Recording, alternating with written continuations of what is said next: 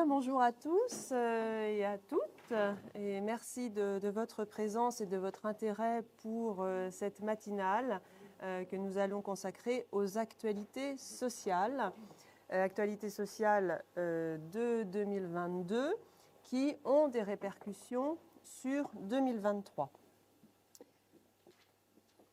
Alors, les objectifs de ce webinaire, c'est de revenir sur la loi pouvoir d'achat du 16 août 2022, d'évoquer la loi marché du travail du 21 décembre 2022. Nous évoquerons également la loi de financement de la sécurité sociale et la loi de finances 2023, mais uniquement pour certaines mesures sociales. J'avais prévu de vous faire un petit point sur la loi retraite au moment où nous avons élaboré avec Vanessa l'ordre du jour de cette matinale.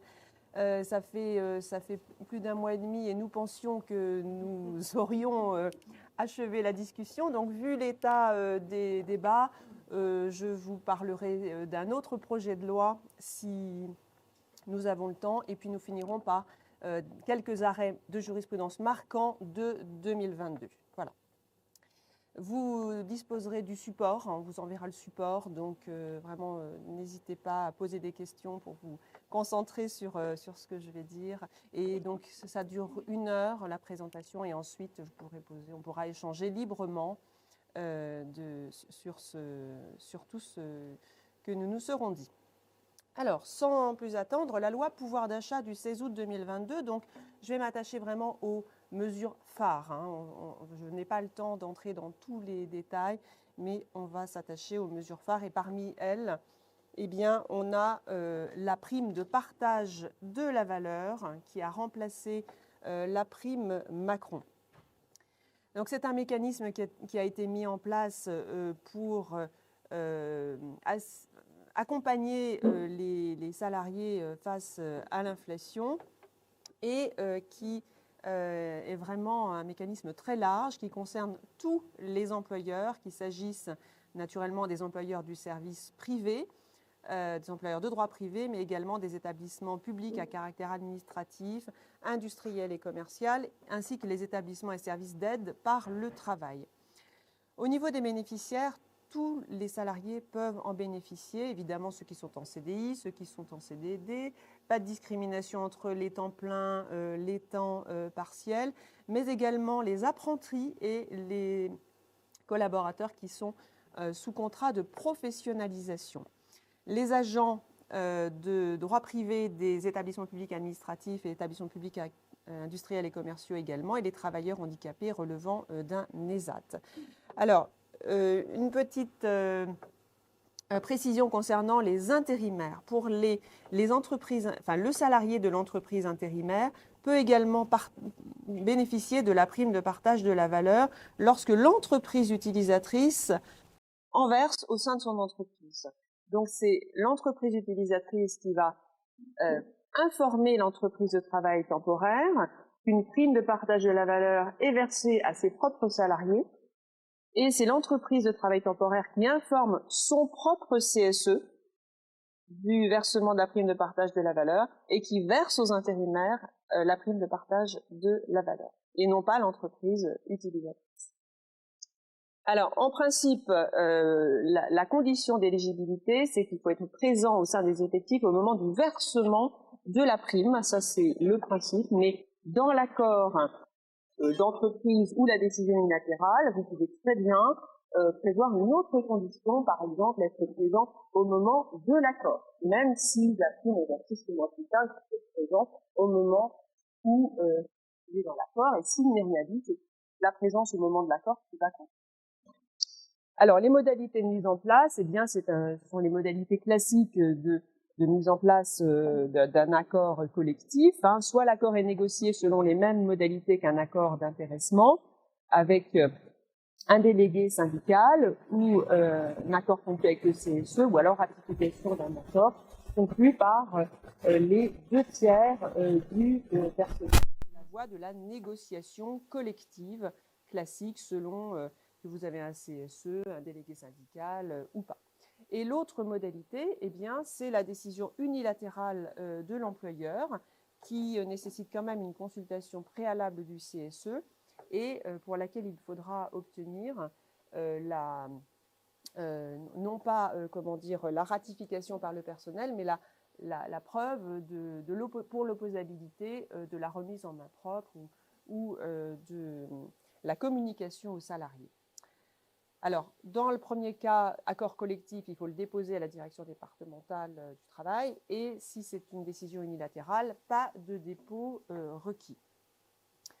Alors, qu'en est-il du montant et du versement de la prime ? Le montant de la prime est librement fixé par l'employeur. En revanche, il ne peut pas être fixé, je dirais, de manière discriminatoire ni objective. Vous pouvez faire moduler le montant de la prime de manière beaucoup plus souple pour la prime de partage de la valeur que la prime Macron, puisqu'on a 5 critères qui permettent de faire évoluer le montant de la prime, qui sont la rémunération, le niveau de classification, la durée de présence effective pendant l'année écoulée, donc on peut faire du prorata temporis, la durée de travail prévue au contrat de travail et l'ancienneté dans l'entreprise. Donc ce sont des critères, on le voit, très objectifs.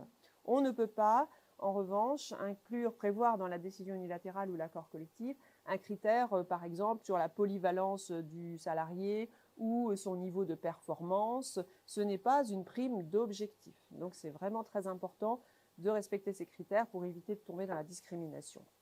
Ça ne doit pas remplacer naturellement un élément du salaire ni une augmentation des salaires qui bénéficieraient à tous.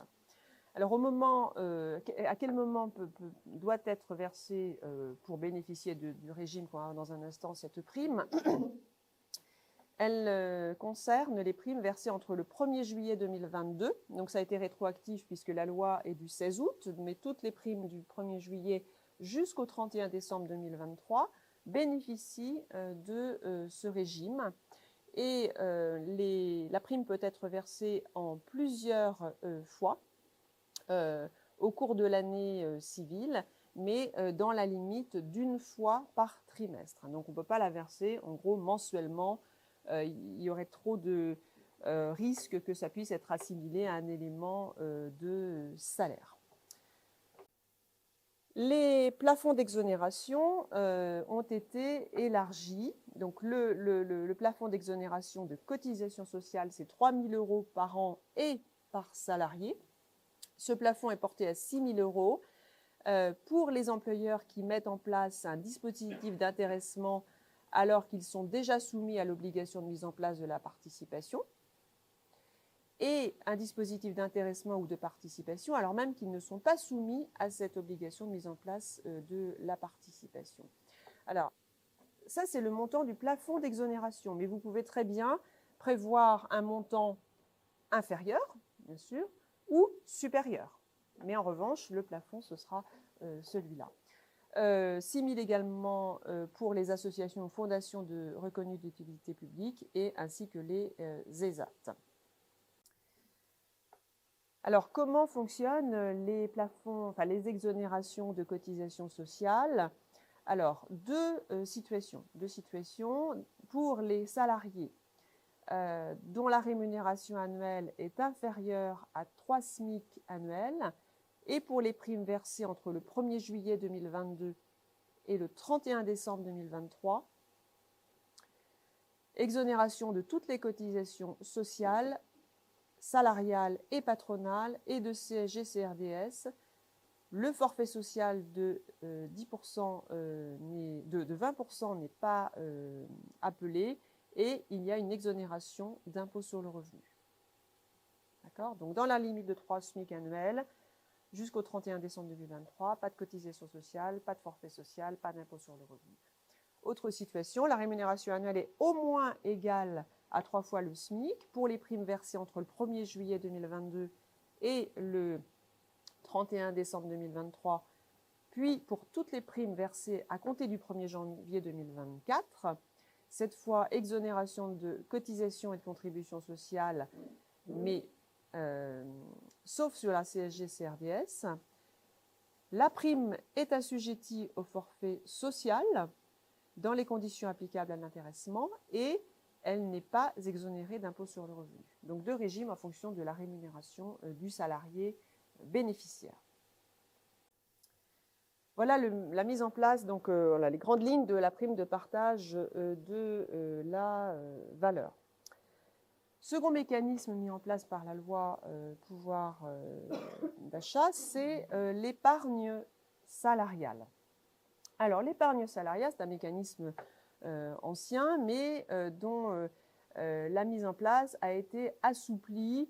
On essaie de pérenniser, d'étendre les accords, notamment dans les entreprises de moins de 50 salariés, où désormais l'épargne salariale peut être mise en place par une décision unilatérale de l'employeur. La mise en place par l'accord collectif est toujours, bien sûr, la règle, mais moins de 50 salariés, une décision unilatérale peut permettre de le mettre en place. La durée de l'accord peut aller jusqu'à 5 ans, donc ça évite d'y revenir. Auparavant, c'était 3 ans, donc 5 ans, ça vous permet vraiment d'avoir de la visibilité sur ce type d'accord. Le renouvellement du dispositif d'intéressement par décision unilatérale est aussi autorisé. Et encore une fois, pour faciliter l'accès à l'intéressement dans les entreprises plus petites, l'URSSAF met en place sur son site un accord type d'intéressement pour que vraiment voilà, les entreprises de petite taille aient accès à ce type d'intéressement. Décision unilatérale, l'accord type est sur le site de l'URSSAF pour une durée de 5 ans. Et le contrôle de forme qui était prévu, qui est toujours prévu, qui n'est pas supprimé, est assoupli également, puisque le délai de contrôle préalable de 1 mois fait par l'URSSAF est supprimé. Donc ça, c'est uniquement pour les accords collectifs et non pas par la décision unilatérale de l'entreprise, de l'employeur. Une précision, dans ce cadre, la loi prévoit l'assimilation à une période de présence du congé de paternité et de l'accueil de l'enfant pour les salariés bénéficiaires. Les conditions de déblocage anticipé de l'intéressement et de la participation sont étendues avec un nouveau cas de déblocage qui est permis pour l'achat de biens ou la fourniture d'une prestation de service, alors en une seule fois, dans la limite de 10 000 € net de prélèvements sociaux, et les sommes qui sont débloquées sont exonérées de cotisations sociales et non imposables, comme celles qui sont prévues pour les avoirs disponibles. Alors, l'administration va être assez rigoureuse, l'URSSAF va être assez rigoureuse sur cette condition de déblocage. C'est vraiment pour l'achat de biens ou la fourniture de services. On n'a pas encore de jurisprudence, mais la doctrine réfléchit. Qu'est-ce que c'est qu'un achat de biens? Donc déjà, ce n'est pas quelque chose de morcelé. Qu'est-ce que c'est qu'une fourniture de services? Donc l'achat de biens, on voit bien ce que c'est. Ça peut être une voiture. La prestation de services est un peu plus floue, mais ça peut être par exemple le financement d'études supérieures de l'un de ses enfants. Ça peut être une formation, ça peut être un voyage, mais en tout cas en une seule fois. Et il faudra naturellement documenter cet achat pour que ça reste affranchi de prélèvements sociaux. S'il y a une fraude, la sanction, c'est effectivement, on remet des cotisations sociales sur ce déblocage.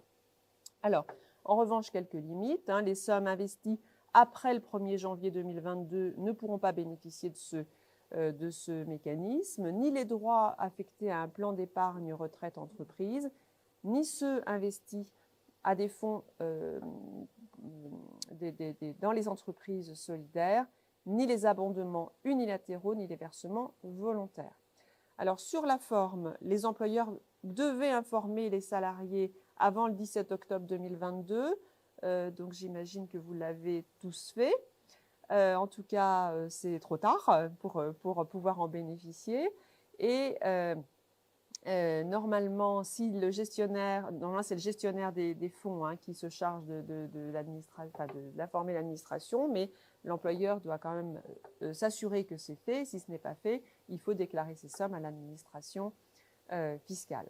Le salarié devait faire sa demande avant le 1er janvier et tenir naturellement à la disposition du fisc ou de l'URSSAF en cas de contrôle dans les 3 ans à venir l'ensemble des justificatifs de ces sommes.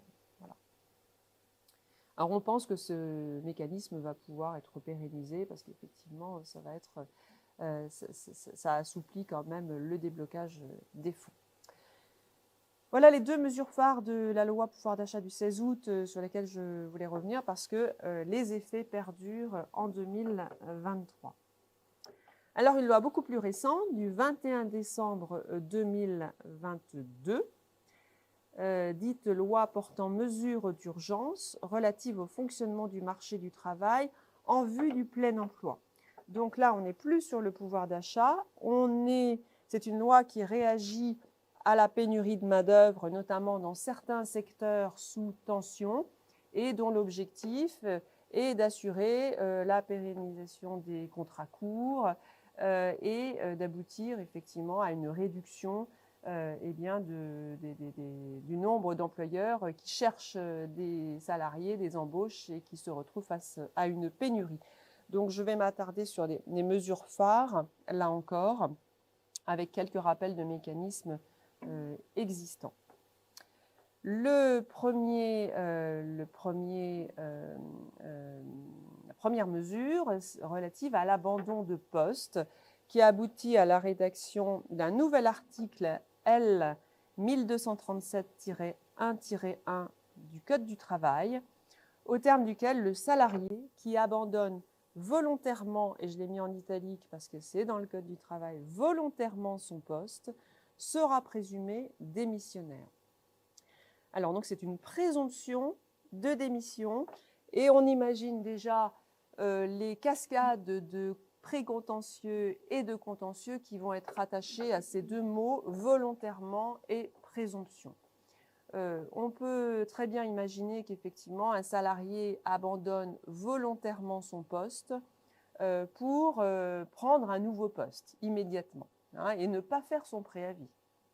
Ça, c'est la situation type classique, sans discussion, qui ne sera pas forcément la situation la plus fréquente. Mais ce qu'on va peut-être voir, c'est que ce sera des fausses démissions, puisque cette disposition ne remplace pas la jurisprudence ancestrale selon laquelle la démission doit être non ambiguë et non équivoque. Et dès lors qu'une démission ne serait pas volontaire, eh bien, on tombe dans le précontentieux de la démission forcée due à un manquement de l'employeur, quel qu'il soit, et qui autoriserait le salarié eh bien, à revendiquer, à faire requalifier sa démission, soit en prise d'acte, soit en licenciement sans cause réelle et sérieuse, voire licenciement nul s'il invoque un harcèlement moral ou une discrimination. Voilà.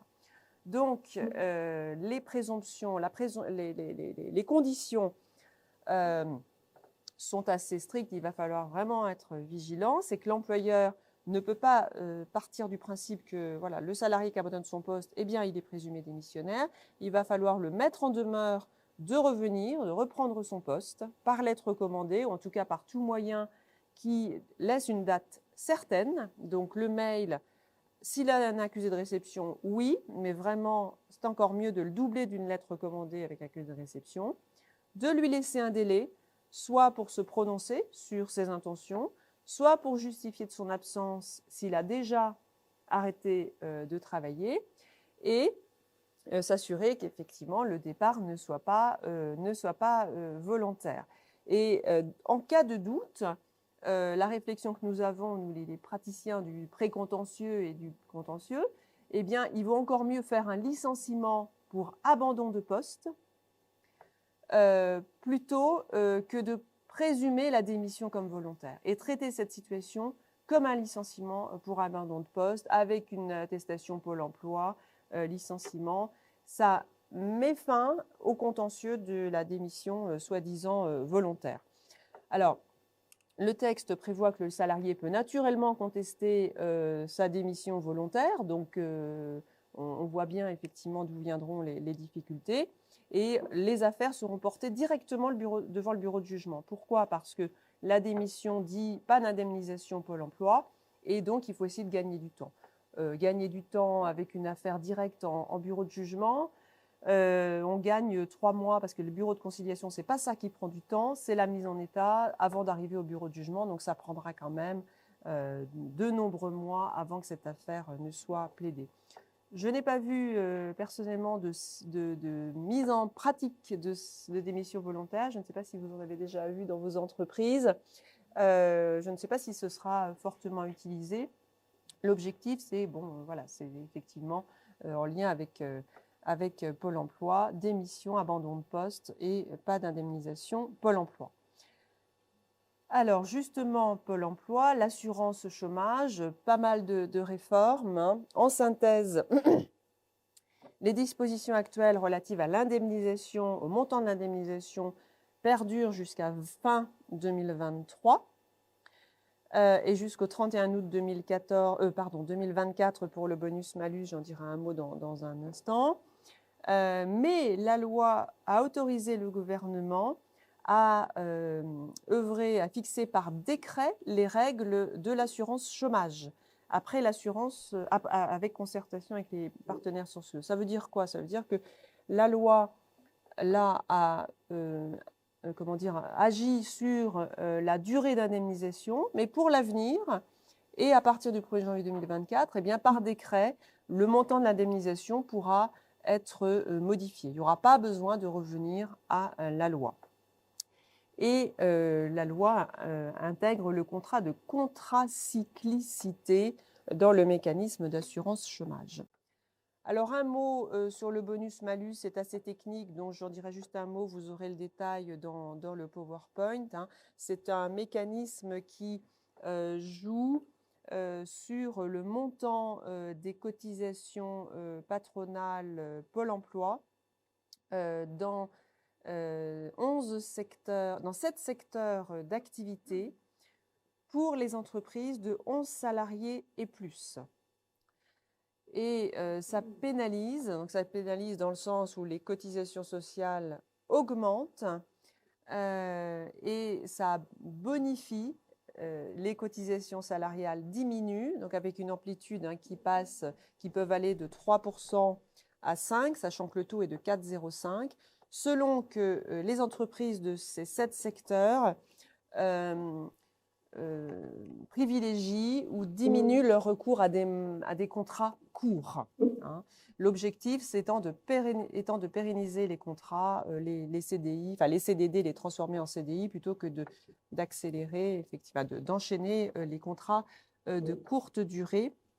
Donc, les premières entreprises ont été malucées, si je puis dire, en août 2022 par l'URSSAF avec des problèmes déjà de recours amiable puisque l'URSSAF a appliqué des mauvais taux. Hein, donc, il y a déjà des recours sur la mise en œuvre de ce bonus-malus, mais le mécanisme, voilà, c'est ce qu'il faut retenir, est maintenu et pérennisé. Le contrat de contracyclicité, donc ça concerne plutôt les demandeurs d'emploi. Le montant de l'indemnisation Pôle emploi n'est pas changé. Hein, donc jusqu'au 31 décembre 2023, le montant n'est pas impacté, quel que soit le sujet hein, et le motif du licenciement, son licenciement économique ou pas.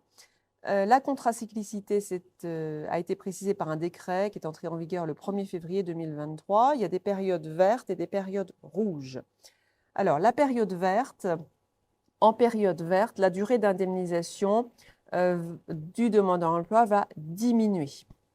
Et en période rouge, eh bien, la durée d'indemnisation va augmenter. Et selon en fait le taux de chômage. Le taux pivot, c'est 9% avec une évolution trimestrielle de 0,8 points. Dès lors que le taux de chômage ou l'évolution trimestrielle dépasse les seuils ci-dessus, l'État va passer au rouge. Et donc, quand c'est rouge, eh bien, à ce moment-là, le taux de chômage augmente, la durée d'indemnisation va augmenter. Si on passe en dessous de 9%, ça veut dire que les employeurs cherchent à recruter et la durée d'indemnisation va diminuer. Voilà. Donc le principe de contrat cyclicité prévoit donc la durée va moduler et le taux de conversion c'est de 0,75 à toutes les durées d'indemnisation en plus ou en moins, avec la création d'un complément de fin de droit pour tous les demandeurs d'emploi qui arrivent en fin de droit au moment d'une période rouge. Donc aujourd'hui, on est en période verte, c'est plutôt une bonne nouvelle, mais l'implication, effectivement, est au retour à l'emploi. Donc ce n'est pas la seule mesure, ce contrat de contracyclicité, puisque les salariés, les demandeurs d'emploi qui refuseront 2 CDI au cours de 12 mois pourront se voir refuser l'accès à l'indemnisation. Et c'est à l'employeur, nouvelle obligation pour les entreprises, de prévenir l'administration Pôle emploi du refus du CDI par l'État. C'est Pôle emploi qui agira, mais c'est à l'employeur de prévenir si effectivement un salarié, soit à la fin d'un CDD, soit à la fin d'un intérim, refuse et suppression de l'indemnisation Pôle emploi. Autre mesure, c'est la succession des CDD. Donc, c'est une mesure qui avait été mise en œuvre par une loi de 2019 qui est pérennisée. Donc, ça veut dire quoi? Ça veut dire qu'on peut, une entreprise peut avoir recours à un CDD pour remplacer plusieurs salariés absents, soit de manière simultanée s'il s'agit de remplacer plusieurs salariés à temps partiel, soit de manière successive sur des postes différents. Donc ça, c'est autorisé dans 11 secteurs sous tension d'emploi. Et enfin, le CDI intérimaire était jusque-là limité à 36 mois par mission et la loi écarte la durée maximale. Donc dans l'objectif également de pérenniser. Donc ça pose des difficultés, ça posera des difficultés juridiques parce qu'un CDI pour une mission qui va faire 4 ans au sein d'une entreprise au même poste crée vraiment un risque pour l'entreprise utilisatrice que ce soit qu'on pourvoie un emploi normal, pérenne au sein de l'entreprise avec un risque de requalification extrêmement important. Extrêmement important. C'est la même chose d'ailleurs pour la succession du CDD. Le CDD multi-remplacement qu'on a vu, on a déjà des cas de requalification en CDI dans l'entreprise utilisatrice.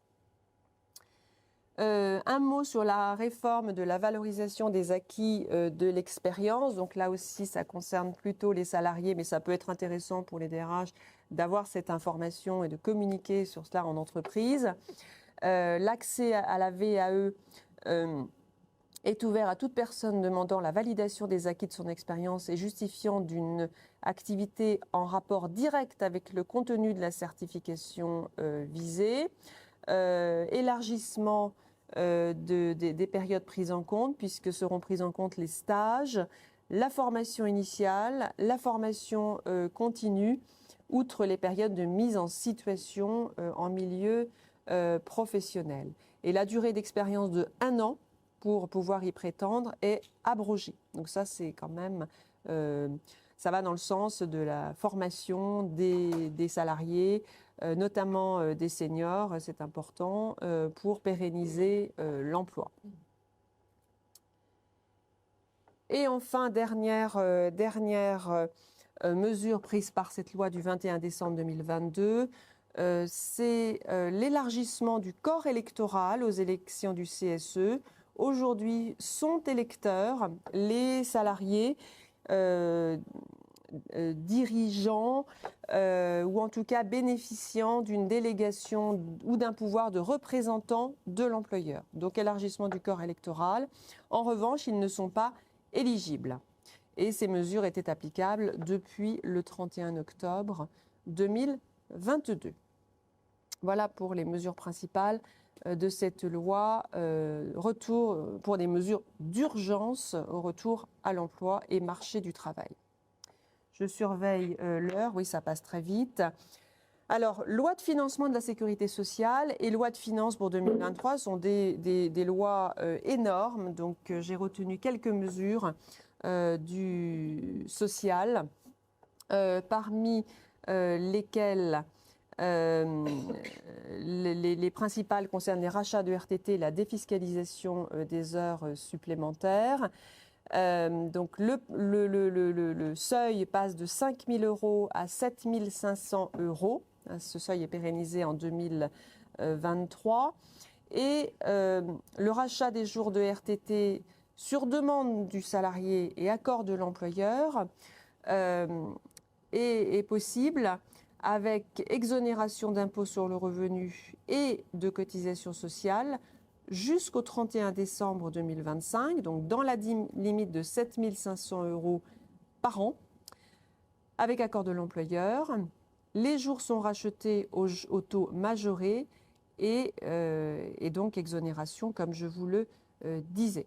Donc, il y a du travail sur le marché de l'emploi. Si vous n'arrivez pas à recruter, vous pouvez faire des heures supplémentaires à vos salariés avec des exonérations de cotisations et d'impôts sur le revenu. C'est le sens de cette loi. Déduction des cotisations patronales. Donc, avant la loi, seuls les employeurs comptant moins de 20 salariés pouvaient bénéficier d'une déduction forfaitaire patronale à hauteur de 1,50 € par heure supplémentaire. Désormais, le panel est élargi puisque ça concerne des entreprises qui vont jusqu'à 250 salariés. Pour toutes les heures supplémentaires réalisées depuis le 1er octobre 2022 et les jours de repos auxquels le salarié en forfait jour renonce sont également concernés au-delà des 218 jours. Et cette fois, le montant forfaitaire est de 0,50 € par heure supplémentaire et 3,50 € par jour de repos racheté. Procédure de contrôle URSSAF, j'en dis juste un mot, c'est très technique et je ne vous souhaite pas d'avoir un contrôle URSSAF. Sachez seulement que les enquêteurs URSSAF ont des pouvoirs désormais de cyber-enquête et pourront communiquer le résultat de leurs enquêtes à d'autres administrations. Donc élargissement des contrôles et des pouvoirs des enquêteurs URSSAF. Même chose dans le cadre de la lutte contre le travail illégal et le travail dissimulé.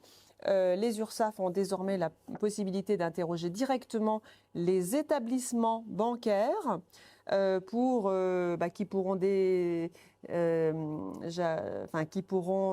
signaler des mouvements de trésorerie suspects. Pour obtenir, elles pourront avoir des informations, des documents, effectivement, avec des recoupements d'informations, avec des pouvoirs également de cyber-enquête via un pseudonyme. Donc, lutte contre le travail illégal pour tous. Loi de finances de 2023, alors des mesures qui sont déjà peut-être mises en place dans vos entreprises, avec la hausse de la limite d'exonération des tickets restaurants, à 6,50 € depuis le 1er janvier 2023. L'activité partielle est étendue aux entreprises, aux employeurs publics ou étrangers non établis en France. Les salariés employés par une entreprise étrangère ne comportant pas d'établissement en France pourront également être placés en activité partielle en France. Donc ça concerne peu d'entreprises, mais ça avait déjà été mis en place à titre exceptionnel pendant la crise sanitaire et c'est pérennisé. Le forfait social, l'exonération du forfait social de 10% sur l'actionnariat salarié est mise en place pour 2023 pour les entreprises d'au moins 50 salariés et transfert du recouvrement de la taxe d'embauche des travailleurs étrangers vers la Direction générale des finances et de l'emploi. Un mot sur le compte personnel de formation. Ce qui change, c'est que le salarié qui a recours à son compte personnel de formation va devoir désormais mettre la main au porte-monnaie. Une participation du salarié est exigée pour tous et dans toutes les situations. Donc, ce sera mis en place, c'est mis en place depuis le 22 décembre. C'est un coût qui va être mis en place, qui est proportionnel au montant de la formation, dans la limite d'un plafond qui va être fixé par décret. L'objectif, c'est de rendre le système plus efficace et plus en lien avec un projet professionnel, en fait, pour que ça bénéficie, que ça retombe aussi sur les entreprises et pas seulement sur des projets personnels. Les aides financières à l'alternance ont été modifiées et élargies. Alors je passe parce que c'est assez technique, c'est élargi en fait, c'est vraiment ce qu'il faut retenir, non seulement pour l'aide unique, donc elle reste à 6 000 €, mais elle peut être versée une seule fois et ça bénéficie également non seulement aux salariés qui sont en entreprise, en alternance, mais aussi à des salariés qui voudraient reprendre des études, avoir des formations diplômantes, y compris dans le circuit secondaire. Voilà pour la loi de finances. Donc, je suis désolée, je vais un peu vite sur les mesures techniques, mais je voudrais qu'on ait du temps quand même pour échanger. Alors, un mot sur la loi, donc la loi retraite, on en parlera la prochaine fois, j'espère. Un projet de loi qui est dans les tuyaux, c'est une loi qui s'appelle DADU, diverses dispositions d'adaptation du droit de l'Union européenne dans le domaine des transports, de l'environnement, de l'économie et des finances. Donc c'est très large et je pensais intéressant de vous en parler. L'objectif, c'est de transposer en France des dispositions européennes qui sont ailleurs, mais pas en France, et sur lesquelles la France a déjà été pointée du doigt. Alors, le congé de paternité et d'accueil de l'enfant, l'objectif de la loi serait d'assimiler la durée du congé de paternité à une période de travail effectif pour l'ancienneté. Donc, ça aura des incidences bien sur le calcul de la prime d'ancienneté, sur le montant de l'indemnité de licenciement et la durée du préavis dans certaines conventions collectives. Ce n'est pas le cas aujourd'hui partout. Ça peut être le cas en fonction de certaines conventions collectives, mais ce n'est pas généralisé, ça le deviendrait. Le congé parental d'éducation, donc le projet, c'est que l'exigence d'ancienneté ne courrait plus pour avoir recours au congé parental d'éducation. Aujourd'hui, il faut un an minimum d'ancienneté pour y avoir recours, donc ce serait supprimé parce que c'est considéré comme une discriminatoire, cette exigence. Des documents d'information seraient à remettre aux salariés sur des informations principales de sa relation de travail, sur des mesures ou des informations qui seraient fixées par décret. Autre obligation qui existe mais qui n'est pas généralisée, en tout cas qui n'est pas légale à ce jour, l'employeur devrait porter à la connaissance des salariés en CDD les CDI qui seront ouverts, qui seront à pourvoir prochainement dans les entreprises. Et une autre mesure importante concerne la période d'essai, puisqu'aujourd'hui, dans notre système français, la période d'essai peut aller jusqu'à 8 mois, 4 mois renouvelables une fois, mais elle peut être plus longue en fonction d'accords de branche. Le projet de loi prévoit la suppression de la possibilité de prévoir une période d'essai plus longue, et ce serait la période d'essai prévue dans le Code du travail qui s'applique, et donc plus celle fixée dans les accords de branche ou les conventions collectives. Donc ça, c'est important, c'est une mesure sur laquelle on va être attentif. Voilà, il me reste 10 minutes pour aborder le flash de jurisprudence et les arrêts marquants de 2022, parce que la loi, on y a recours, nul n'est censé ignorer la loi, donc si on a un doute, on va la voir. La jurisprudence, c'est du cas par cas et c'est du quotidien. Donc les arrêts marquants de 2022, il y en a énormément. J'ai choisi le thème de la durée du travail, où il y a beaucoup de précontentieux et beaucoup de contentieux. Donc on va faire ce flash sur la durée du travail.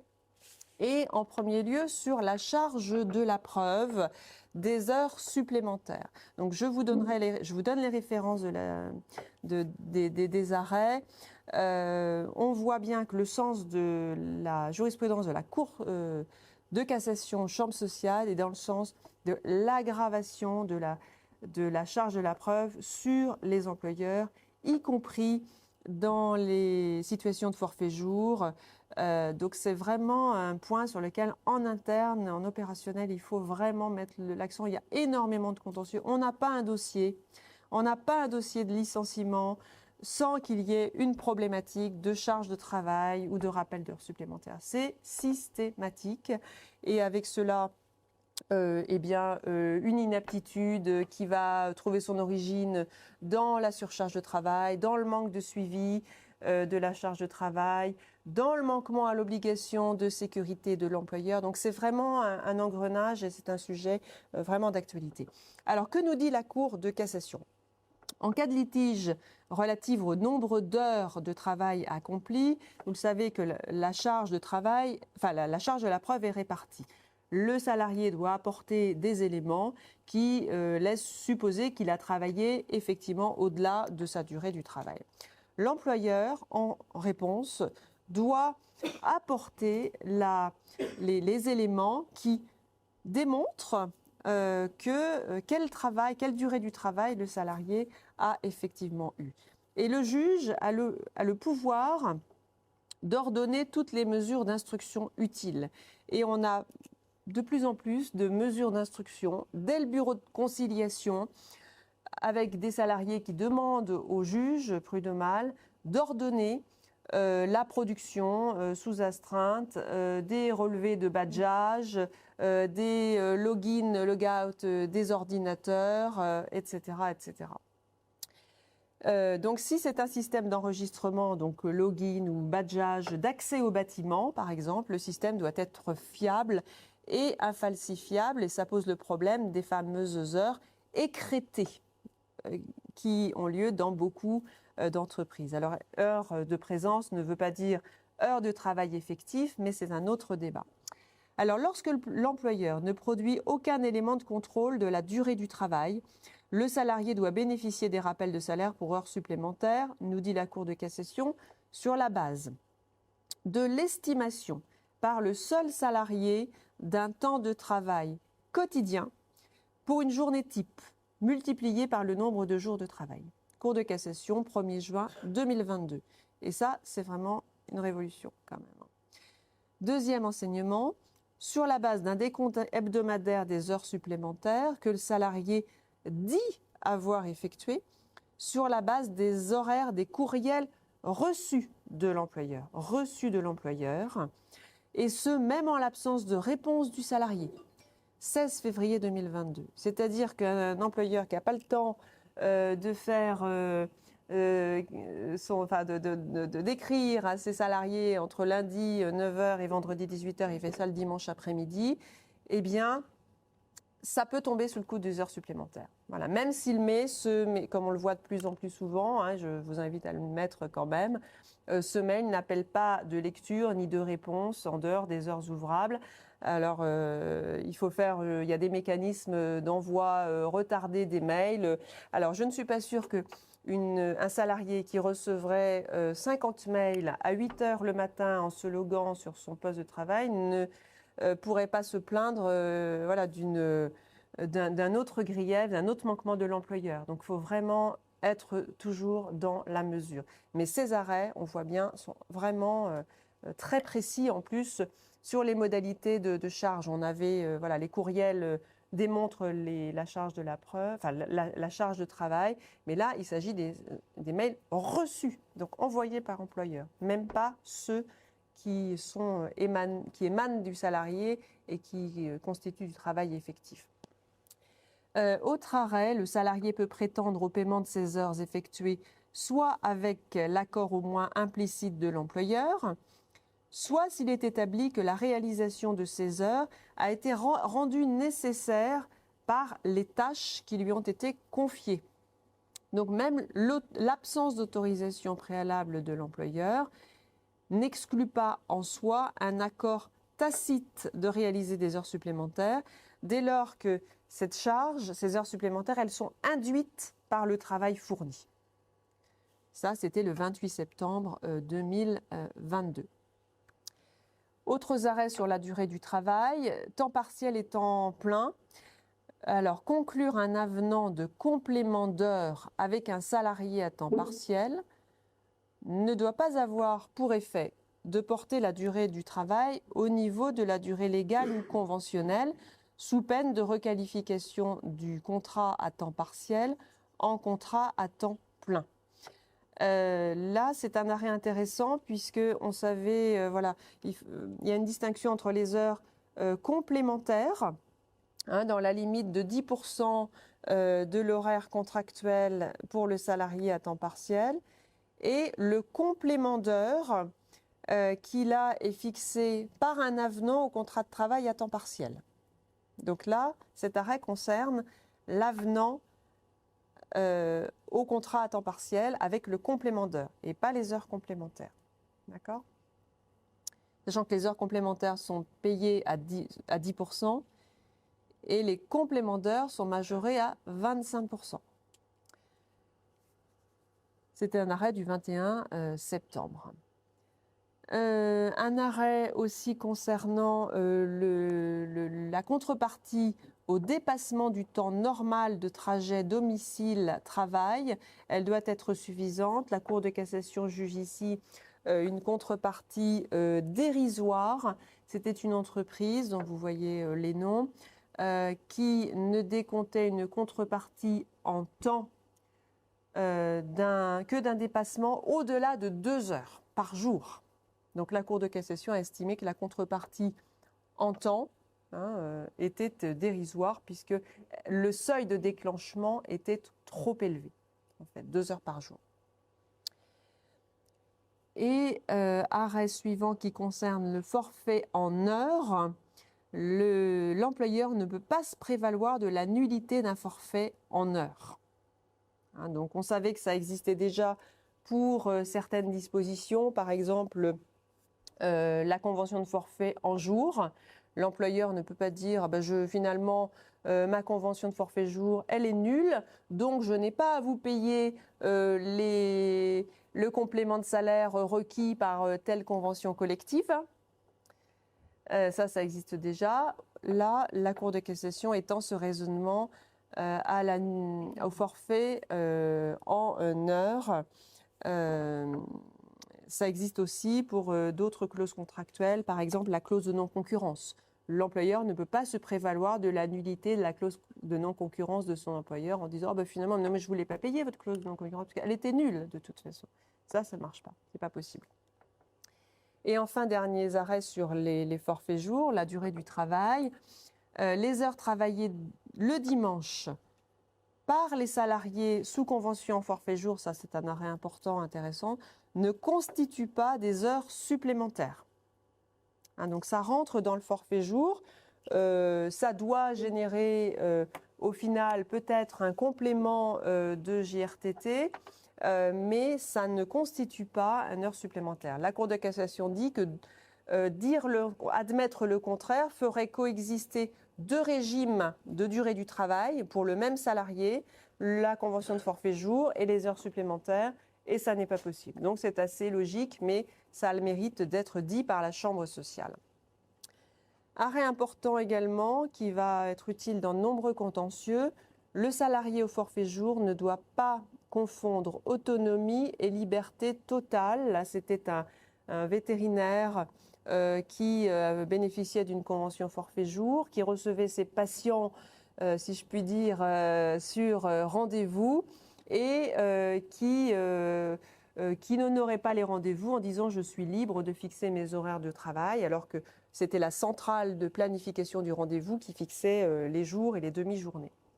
La Cour de cassation dit que le forfait jour et l'autonomie nécessaire pour que le salarié soit éligible au forfait jour ne veut pas dire que ce salarié peut s'affranchir du pouvoir d'organisation et de direction de l'entreprise. Donc le planning est important.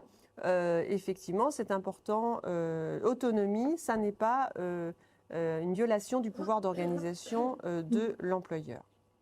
Et enfin, dernier arrêt sur la durée du travail, la Cour de cassation avait en 2016 mis dans un arrêt important, qui sert dans beaucoup de contentieux, mis fin au préjudice dit nécessaire. Avant, la Cour de cassation disait, quel que soit le sujet, il y a violation d'une disposition légale, donc le salarié n'a pas besoin de démontrer un préjudice, il y a un préjudice nécessaire, donc je l'indemnise, même symboliquement.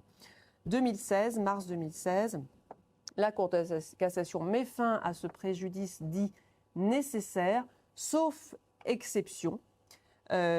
Exception que je n'ai pas en tête.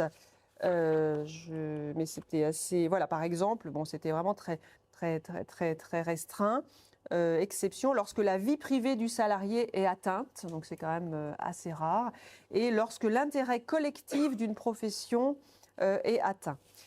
La Cour de cassation, par cet arrêt, ajoute une exception qui va trouver beaucoup plus souvent à s'appliquer, puisque il suffit que l'heure maximale de travail hebdomadaire de 48 heures dans cet arrêt soit dépassée pour qu'il y ait un préjudice nécessaire, obligatoire. Donc même s'il n'y a pas eu de préjudice, même si le salarié a eu paiement de l'ensemble de ses heures, des contreparties en repos compensatoire, etc., eh bien, il a un préjudice au-delà qui est réparé, même s'il ne le démontre pas. Ça peut être par exemple un préjudice familial. Voilà. Donc, autre exception plus significative. Il est un peu plus de 10 heures. Alors, j'avais préparé une sélection d'autres arrêts très intéressants. Je ne sais pas si on a encore un peu de temps. Vanessa, d'accord, merci beaucoup. Alors, je vous ai mis ici, alors c'est un autre format parce que je n'étais pas sûre d'avoir le temps d'en parler. C'est la petite newsletter que je publie chaque semaine sur mon profil LinkedIn. Et je vous invite à le suivre parce qu'on n'a pas toujours le temps de lire les newsletters, etc. Je fais un petit post qui s'appelle l'écho des prud'hommes et je vous raconte une petite histoire toutes les semaines. Donc j'en avais fait une petite sélection pour vous tenir au courant de ce que dit la Cour de cassation. Donc ici, des propos tenus au cours d'une réunion en présence de la direction et de plusieurs salariés par un salarié remettant en cause les directives données par son supérieur hiérarchique, peuvent-ils constituer un abus de la liberté d'expression qui pourrait servir à motiver un licenciement? Eh bien non, nous dit la Cour de cassation, qui rappelle que les salariés bénéficient du droit d'expression directe et collective sur le contenu, les conditions d'exercice et l'organisation de leur travail, sauf abus. Et là, c'est du cas par cas, l'abus évidemment. Les opinions que le salarié émet dans l'exercice de ce droit ne peuvent pas motiver une sanction disciplinaire ou un licenciement. Voilà. Et ensuite, je détaille effectivement la motivation juridique retenue par la Cour d'appel et la Cour de cassation, 21 septembre 2022. Autre arrêt très intéressant, un enregistrement pris à l'insu d'un salarié peut-il être considéré comme une preuve valable devant le Conseil de prud'homme? Alors, révolution, puisque depuis cet arrêt de septembre, 21 septembre également, la Cour de cassation dit oui. Un enregistrement pris à l'insu des salariés peut servir de preuve. Alors là, ça concernait un conducteur routier condamné par le tribunal de police à la suite d'une altercation physique avec un chauffeur étranger à la société, et le salarié a été filmé à son insu et cette vidéo a conduit à sa condamnation pénale. Le salarié a été mis à pied à titre conservatoire par son employeur, puis licencié pour faute grave, et l'employeur a utilisé cette vidéo, donc prise à l'insu du salarié, pour justifier, pour démontrer le motif du licenciement. La Cour de cassation effectivement, admet ce moyen de preuve, mais quand même dans des conditions. Il faut que ce soit une faute grave qui justifie l'éviction immédiate du salarié. Donc, ça ne peut pas servir pour tout type de licenciement. Ça ne peut pas devenir le mode quotidien de surveillance des salariés. Évidemment, la règle reste que c'est interdit, sauf si les salariés sont prévenus par une charte informatique ou dans certaines activités spécifiques.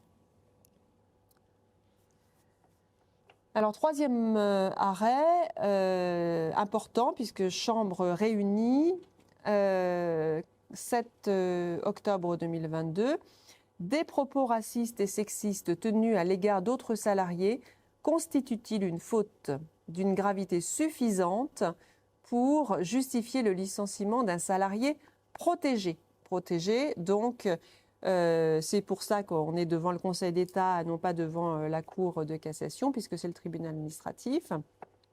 Donc, vous savez que les salariés protégés bénéficient d'une protection contre le licenciement. Et ici, le salarié protégé avait été licencié pour avoir tenu des propos racistes et sexistes de manière répétée. L'inspection du travail a refusé le licenciement. L'employeur a contesté devant le ministre du Travail, qui a autorisé le licenciement. Et puis, le tribunal administratif et la cour administrative d'appel ont considéré que les faits reprochés aux salariés n'étaient pas suffisamment graves pour justifier d'un licenciement. Et le Conseil d'État annule la décision de la Cour administrative d'appel qui constate que les propos tenus visaient systématiquement et de manière répétée des salariés ayant pour point commun d'être des femmes, supposément d'origine maghrébine et de confession musulmane. L'absence d'antécédents disciplinaires ne constitue pas une circonstance atténuante et le licenciement est autorisé. Donc c'est assez rare, effectivement, pour que cela soit souligné. Vous m'arrêtez, Vanessa, parce que j'en... Ah, 10h30. Alors, je pensais qu'il y avait les questions sur la dernière demi-heure. Voilà.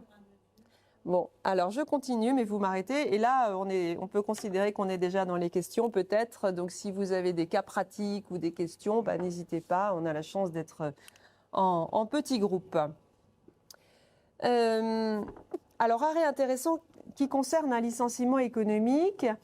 La volonté du salarié d'être licencié rapidement dispense-t-elle l'employeur de rechercher des possibilités de reclassement? Oui ou non, à votre avis? Eh bien non, non, effectivement, la loi, c'est la loi. Et le salarié, même s'il a retrouvé un emploi ailleurs, même s'il veut être licencié rapidement, eh bien, ne fait pas le poids face à la loi. Il a le droit de changer d'avis. Imaginons qu'il a retrouvé un emploi, mais que la période d'essai de son nouvel emploi se passe mal. Eh bien, il a 1 an pour contester son licenciement. Et si l'employeur n'a pas fait la recherche de reclassement qui s'impose légalement, eh bien, le licenciement tombe automatiquement. C'est l'histoire qui a abouti à cet arrêt de la Chambre sociale du 7 décembre 2022. L'absence de titre de séjour justifie-t-elle une mise à pied conservatoire? Alors, l'absence de titre de séjour ne constitue pas une faute grave. Ça, c'est systématique, c'est d'emblée reconnu et admis par la Cour de cassation. Mais cela constitue un motif réel et sérieux de licenciement. Alors, en l'espèce, le salarié avait mis à pied à titre conservatoire le salarié qui ne disposait pas d'un titre de séjour en cours de validité. Ce qui paraît logique, puisque si l'employeur continue à faire travailler son salarié qui n'a pas de titre de séjour, il se met en infraction sociale et pénale. Donc, il se dit, j'arrête de le faire travailler et je le mets à pied.